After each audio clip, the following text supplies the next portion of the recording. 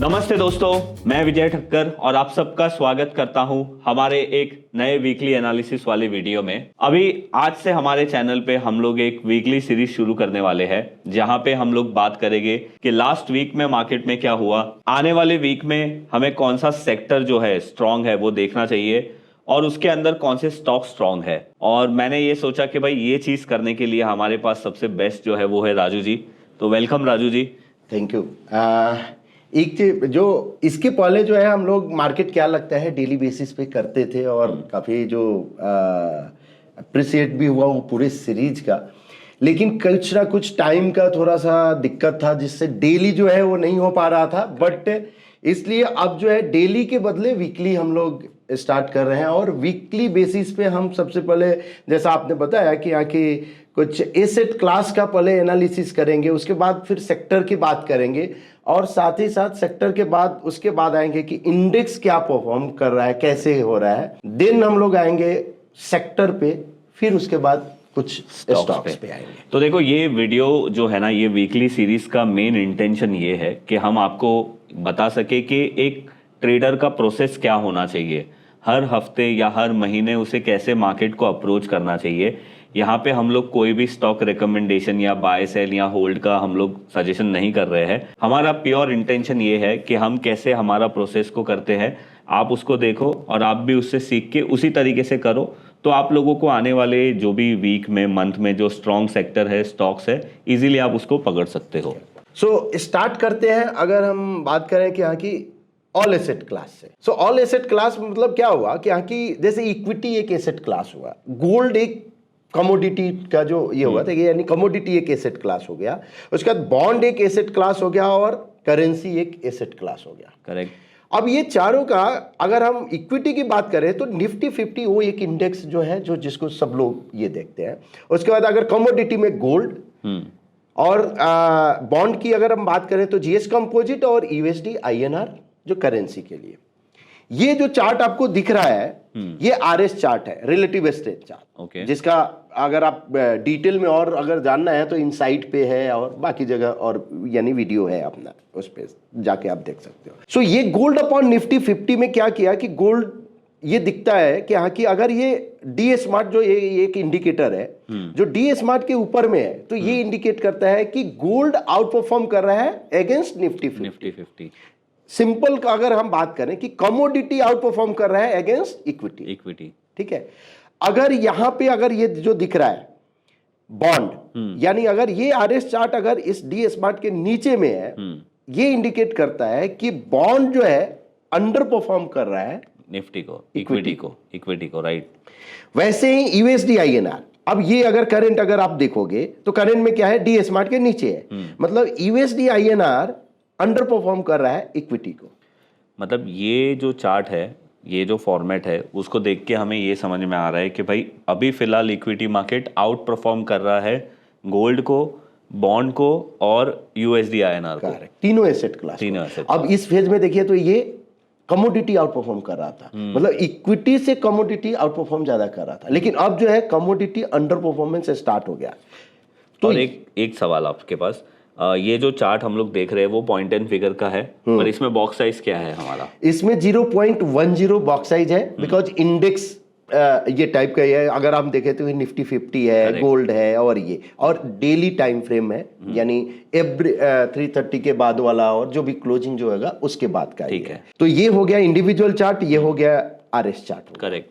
तो इससे ये चारों चार्ट से ये चीज समझ में आ गया कि at least equity is out performing. अब हम आते हैं कि इक्विटी अगर आउट परफॉर्म कर रहा है तो निफ्टी 50 या निफ्टी बैंक क्या कर रहा है? करेक्ट। तो अब इसी चार्ट पे अगर हम ये निफ्टी 50 का चार्ट को अगर हम ये करते हैं तो एक चीज समझ आया कि ये इसने ब्रेकआउट दिया है, डी स्मार्ट के ऊपर में है। यहां ये जो एंकर कॉलम फॉर्म हुआ है कंसोलिडेशन के बाद का ब्रेकआउट है, अभी भी ये बुलिश एंकर कॉलम है, एंकर कॉलम बना है, लेकिन ये रिट्रेसमेंट है। तो पॉसिबल रिट्रेसमेंट तो आ सकता है, लेकिन अगर ये कॉलम अगर फिर से चेंज होता है, मतलब कॉलम ऑफ वो turn into column of x जिसको बोलते हैं, यानी बेयरिश टू बुलिश, तो पॉसिबल कि यहाँ पे अपॉर्चुनिटी आपको मिल सकता ये है, डबल टॉप बाय बन सकता है, मतलब वो जो आप बोल रहे हो ऐसा ही कुछ हो सकता है, हो सकता पॉसिबल। बिकॉज ये अगर यहाँ चेंज होता है तो आपके पास एक चीज इंडिकेशन है कि ऑल एसेट क्लास जो है अंडर परफॉर्म कर रहा है। अगर ये कॉलम ऑफ एक्स में जाता है मतलब आउट परफॉर्मेंस स्टार्ट हो जाएगा। करेक्ट। तो यहां नजर रखना चाहिए। तो ओवरऑल निफ्टी का चार्ट ठीक दिख रहा है। वीकली बेसिस पे अगर हम देखें यानी शॉर्ट ऑफ बिकॉज 0.10 और डेली टाइम फ्रेम पे देख रहे हैं। इंट्राडे के टाइम फ्रेम पे हो सकता है कि आपको शॉर्ट ट्रिगर होगा ये सब, लेकिन ओवरऑल शॉर्ट टर्म में अभी भी बुलिशनेस है। ओके। अब अगर हम बैंक निफ्टी की बात करते हैं कि यहाँ की निफ्टी बैंक, तो उसके लिए जो बॉक्स साइज जो हम यूज करेंगे वो 0.10 नहीं 0.15। ऐसा क्यों? बिकॉज जो निफ्टी से बैंक निफ्टी वोलेटाइल थोड़ा ज्यादा होता है। ओके। अदरवाइज आपका कॉलम ऑफ एक्स और वो जो बार बार टर्न होगा। एक चीज यहां पे भी है, ये इसने ब्रेकआउट दिया है, एंकर कॉलम, एंकर कॉलम बना हुआ है।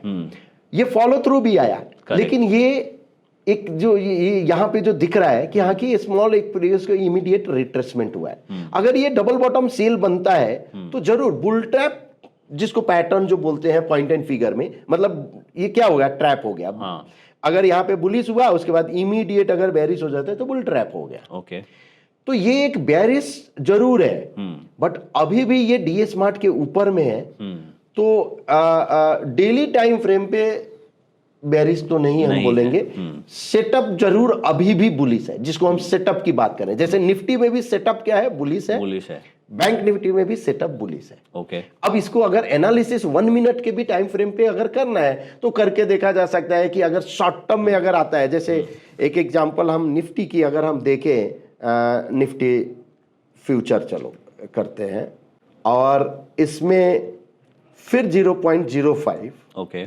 और इसको 1 मिनट अगर हम कर देते हैं, ओके, तो ये एक और ये दोनों जो काउंट जो है ना ऑलमोस्ट ओपन है। क्या काउंट, मतलब ये एक बुलबेरिस एबीसी जिसको पॉइंट एंड फिगर चार्ट का जो है ना आइडिया होगा तो ये पैटर्न इजीली आइडेंटिफाई कर दे। एक जो बेरिस एबीसी हो गया, उसके बाद फिर से जो है ये कॉलम फॉर्म हुआ है जो बाई सेल बाई, अगर आप देखो यानी ये सॉरी सेल बाई सेल हुआ है। सो ये हो गया बेरिस ब्रॉडनिंग हो गया। सो ब्रॉडनिंग एक फेज होता है, अगर आप ये देखोगे तो साइडवेज से अगर बाहर जाता है तो ब्रॉडनिंग फेज होता है। तो ये ब्रॉडनिंग फेज के बाद का ये ब्रेकआउट है, तो ये भी एक काउंट ओपन है। तो इस तरह से हम देख सकते हैं कि शॉर्ट टर्म में इंट्राडे के टाइम फ्रेम पे जरूर बेरिश है, बट ओवरऑल अभी भी ओवरऑल बुलिश है। राइट। तो ये हो गया आपका निफ्टी का। अब हम आ जाते हैं कि हाँ कि इस वीक में या इस मंथ में, बिकॉज आज से 31 हो गया तो मंथ एंड भी है, तो कौन कौन से सेक्टर जो है कैसा आउट परफॉर्म कैसा परफॉर्मेंस दी है। करेक्ट। तो उसके लिए हम अगर ऐप में आए आर्जोन में, यहाँ पे एक सेक्शन है टेबल, ओके, जिसमें परफॉर्मेंस टेबल। ठीक है। सिंपल हमको करना है एनएसी ऑल सेक्टर, राइट, और इसको आप स्कैन कर दो, बाकी कुछ भी मत करो। इसमें आपको दिख जाएगा कि सेक्टर का नाम दिख जाएगा, एलसीपी क्या है, last closing price, 1 day 1 week 1 month 3 month ये सब का रिटर्न। करेक्ट। और ये फॉर पीरियड यानी जब से जब तक का आपको देखना है, तो एक क्लिक में आपको समझ में आ जाएगा। करेक्ट। हम क्या कर रहे हैं, वीक में हम आपको शॉर्ट कर दिए, तो PSU bank, oil gas, metal, commodities, ये सब मतलब जो परफॉर्मिंग सेक्टर थे लास्ट वीक के वो है PSU bank, oil and gas, metal, commodities और इंफ्रा। करेक्ट। मतलब अगर हम लोग को टॉप 5 देखना है टॉप 5। और अगर हम मंथली में अगर हम करते हैं तो ये है एमएस फिनसर्व, हाँ, कैपिटल मार्केट, रियल्टी, एमएसआईटी राइट, और पीएसयू बैंक। मतलब पीएसयू बैंक वीक में भी है और मंथ में भी है। करेक्ट। ठीक है। तो ये हो गया ओवरऑल, आपका समझ में आ गया कि कौन सा सेक्टर जो है मंथली और वीकली में लास्ट वीक में आउट परफॉर्म किया है और लास्ट मंथ में आउट परफॉर्म किया है। तो अब ये तो हो गया कि आगे परफॉर्मेंस के बेस पे, राइट, करेक्ट। अब एक मेथड जो हम आज जो अभी डिस्कस करेंगे, जिसमें सेक्टर वाइज कैसे हम आइडेंटिफाई कर सकते हैं कि ये आउट परफॉर्म कर रहा है एवरी सेक्टर को। ओके। तो एक यहां पे अगर आप आएंगे मैट्रिक्स, ओके, मैट्रिक्स में एक है अल्टीमेट पीएनएफ आरएस मैट्रिक्स, ठीक है, जिसमें हम क्या करते हैं, एनएसी ऑल सेक्टर कर देते हैं। ठीक है। और कुछ नहीं कर रहे हैं, जैसे 0.25% है, 0.25% ही रखो, कोई इशू नहीं है, इसको स्कैन कर दो। सो ये क्या करेगा कि every sector, NAC all sector के, तो every sector divided in another sector, तो ये सॉर्ट ऑफ आरएस चार्ट हो गया, हाँ, रेशियो चार्ट जो जिसको बोलते हैं। हाँ, अगर ये आउट परफॉर्म कर रहा है तो हम क्या करते हैं, स्कोर 1 दे देते हैं। 1 देते हैं। और अगर अंडर परफॉर्म कर रहा है उस सेक्टर के अगेंस्ट तो स्कोर 0 कर देते हैं। मतलब यहाँ पे सारे सेक्टर्स के नाम लिखे हुए हैं। हाँ। और अगर वो स्पेसिफिक सेक्टर, मतलब समझो अगर एक मेटल सेक्टर है, वो हेल्थ केयर सेक्टर को भी आउट परफॉर्म कर रहा है तो 1 आ गया। हाँ। फिर वो बैंकिंग सेक्टर को भी आउट परफॉर्म कर रहा है तो 1 आ गया। ऐसे करते करते 1 या 0। करेक्ट। आउट परफॉर्म कर रहा है तो 1, नहीं कर रहा है तो 0। सिंपल। ओके। और अब इसको जो है क्या करेंगे, ये कंप्लीट हो गया। हाँ। तो अब टोटल पे हम शॉर्टिंग कर दिए। ओके। हाँ, मतलब अभी टोटल पे आ रहा है कि पीएसयू बैंक को 42 स्कोर मिला है, जबकि अपने जो सेक्टर है मेरे ख्याल से 45 है। 43 है। ओके। 43 है। 43 में से 42 है। अब आप सोचो, एक जो है ना ये पीएसयू अपॉन पीएसयू बैंक, वो 0 होगा। हाँ, मतलब ये एक्चुअल में सबको आउट परफॉर्म कर रहा है। मतलब कोई भी ऐसा सेक्टर नहीं है जिसको पीएसयू बैंक ने आउट परफॉर्म, मतलब इन शॉर्ट 42 आ रहा है, मतलब ये फुल स्कोर है। फुल स्कोर है। ठीक है। सो अब आ गया कि हाँ की पीएसयू बैंक जो है आउट परफॉर्म कर रहा है, ये क्लियर हो गया। इंडिया डिफेंस आउट परफॉर्म कर रहा है, ऑयल गैस कर रहा है, एनर्जी और पीएससी। तो आउट परफॉर्मेंस में अगर देखना है तो ये है। अगर किसी को क्या कि कोई अंडर परफॉर्मेंस कौन कौन है, तो नीचे से आप उठा लो कि ट्रांसलॉग, MS IT, health care, MS और प्राइवेट में। ओके। ठीक है। तो ये हो गया आपका आउट परफॉर्मेंस, अंडर परफॉर्मेंस। अब सेक्टर जब हो गया तो अब इस सेक्टर का स्टॉक कौन सा। ठीक है। हाँ, तो हम सेम मेथड करेंगे और यहां पे आप जैसे फर्स्ट पीएसयू बैंक आया है ना, हाँ। तो हम पीएसयू बैंक कर देंगे और बॉक्स साइज वही रखेंगे 0.25%। बिकॉज 0.25% इसलिए कि डेली टाइम फ्रेम पे और आप वीक के एनालिसिस कर रहे हैं, तो डेली टाइम फ्रेम पे अगर स्मॉल कैप अगर आता है तो थोड़ा बॉक्स साइज 1% तक जाता है। अब वही हुआ, फिर क्या हुआ कि ये जो पीएसयू बैंक में टोटल जो 12 है, हाँ, जो लिस्टेड पीएसयू बैंक है, हाँ, मतलब तो जो वेटेज है उसका, करेक्ट। तो 12 में से वो पूरे 12 को डिवाइड किया। हाँ, तो आया यूनियन बैंक और कैनरा बैंक और बैंक बड़ौदा। राइट। ये आउट परफॉर्म कर रहा है। मतलब यूनियन बैंक को ऑलमोस्ट सारे मार्क्स मिले हैं 11। वो खुद के ऊपर उसको नहीं मिला होगा ऑब्वियसली। जैसे पीएसयू बैंक का था वैसे ही यूनियन बैंक। तो यूनियन बैंक, कैनरा बैंक और बैंक ऑफ बड़ौदा, ये आउट परफॉर्म कर रहा है। तीनों आउट परफॉर्मर है अंडर पीएसयू बैंक, जिसमें जितने भी पीएसयू बैंक है। अब उसके बाद फिर अब आता है कि हाँ कि इसका चार्ट का एनालिसिस। तो इसी पे अगर आप क्लिक करोगे तो ये चार्ट ओपन हो जाएगा। अब ये करंट यूनियन बैंक का 0.25% का चार्ट है, पॉइंट एंड फिगर में। सो सिंपल अगर हम देखें तो ये कॉलम ऑफ एक्स जो आपको जो दिख रहा है, ये क्या है, एंकर कॉलम है। मतलब बुलिश है, उसके बाद छोटा एक रिट्रेसमेंट है और नेक्स्ट जो है फिर से डबल टॉप, फॉलो थ्रू जिसको बोलते हैं। करेक्ट। तो ये एक फॉल हुआ, उसके बाद प्राइस कंसोलिडेट हुआ, अब ब्रेकआउट दिया है। करेक्ट। उसके बाद अगर हम केनरा बैंक की बात करें तो केनरा बैंक में जो है प्राइस जो है कंटिन्यूअस, एक तो ये अगर आप देखो तो series of bullish anchor column है। करेक्ट। और उसके बाद अभी भी फिर से ये बना है, तो पॉसिबल कि यहाँ की कंटिन्यू में यानी हो सकता है। करेक्ट। तो एटलीस्ट ये समझ आया कि आउट परफॉर्मेंस, अंडर परफॉर्मेंस कौन सा स्टॉक है।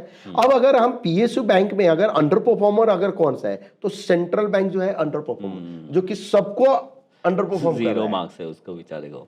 अब जनरल माइंड में रहता है ना कि अरे सेंट्रल बैंक नहीं चला है, पीएसयू बैंक चल रहा है तो सेंट्रल बैंक भी चलेगा। तो नहीं, मतलब नहीं चलेगा।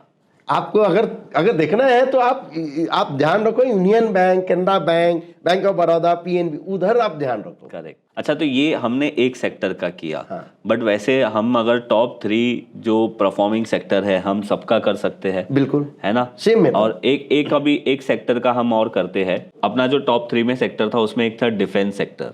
हाँ, तो हम एक डिफेंस सेक्टर का भी करके देखते हैं कि भाई अभी डिफेंस सेक्टर में कौन से स्टॉक को स्कोर ज्यादा मिला है। तो हम इंडिया डिफेंस, ये इंडिया डिफेंस इंडेक्स आ गया और इसको हम स्कैन कर दिए।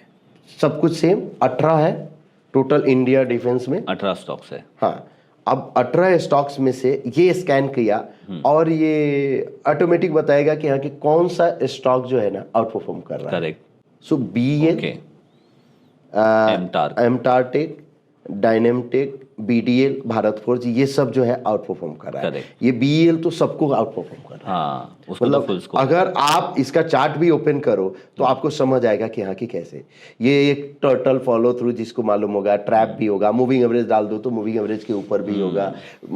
शायद 45 डिग्री ट्रेंड लाइन भी अगर जो कोई डालेगा तो उधर कट हो जाएगा। वो सब कुछ ये इधर है। सो बहुत ही इंटरेस्टिंग बात है ये, मतलब मुझे ये नहीं करना पड़ा कि मुझे क्या लगता है। ये पूरे एनालिसिस में मैंने एक चीज नोटिस की, कोई भी आप बोल सकते हो कि मेरे मन के हिसाब से नहीं हो रहा है। जो डेटा बता रहा है हम उसको देख रहे हैं, और वही होना चाहिए। हाँ, मुझे क्या लगता है वो तो मुझे तो सब कुछ भी लगेगा, सब कुछ भी लगेगा। मुझे ऐसा लगेगा कि सेंट्रल बैंक नहीं चला है तो अब वो चलेगा, नहीं चलेगा। तो यही एक हमारा तरफ से एक ये एफर्ट है कि हम हर हफ्ते आप लोगों के लिए ऐसे वीडियोस लाते रहे जहाँ पे हम आपको ये बता सकते हैं कि आपको कैसे प्रॉपर सिस्टम ड्रिवन एनालिसिस करना है, राइट राजू जी? करेक्ट। और उसको किस तरीके से और अच्छा करना है। तो ये था हमारा आज का video. Thank you Raju ji. And आप हमें कमेंट में बताइए कि और आप क्या ये वीडियो में देखना चाहते हो, मतलब और कौन सी चीज़ें ऐसी है जो हम कवर करें, और राजू जी के पास से आपको और क्या समझना है। और राजू जी, मैंने यहाँ पे एंकर कॉलम बहुत सुना, तो मैं ऐसा सोच रहा हूँ कि हम एंकर कॉलम के ऊपर एक स्पेसिफिक वीडियो बनाएंगे, बिल्कुल, कि एंकर कॉलम को यूज करके कैसे ट्रेड कर सकते हैं। सो हम एंकर कॉलम के बेस पे कैसे हम short term, medium term, long term, option, ये सब पे हम कवर कर डालेंगे। ठीक है, उस वीडियो कोई बात नहीं। तो बस यही था आज का हमारा ये वीडियो। अगर आपको हमारा ये नया एफर्ट अच्छा लगा है तो लाइक और शेयर ज़रूर करिए। कमेंट करके ज़रूर बताइए कि क्या हमें ये हर हफ्ते कंटिन्यू करना चाहिए, बिकॉज अभी मुझे ऐसा लगता है कि अगर हम आपके पास एवरी वीक ऐसे एनालिसिस लेके आएंगे तो आप लोगों को भी ज़्यादा फायदा होगा, और पर्सनली मुझे भी ज़्यादा फायदा होगा, क्योंकि मुझे भी राजू जी से बहुत कुछ सीखने मिलेगा। तो thank you Raju ji. Thank you so much. Thank you.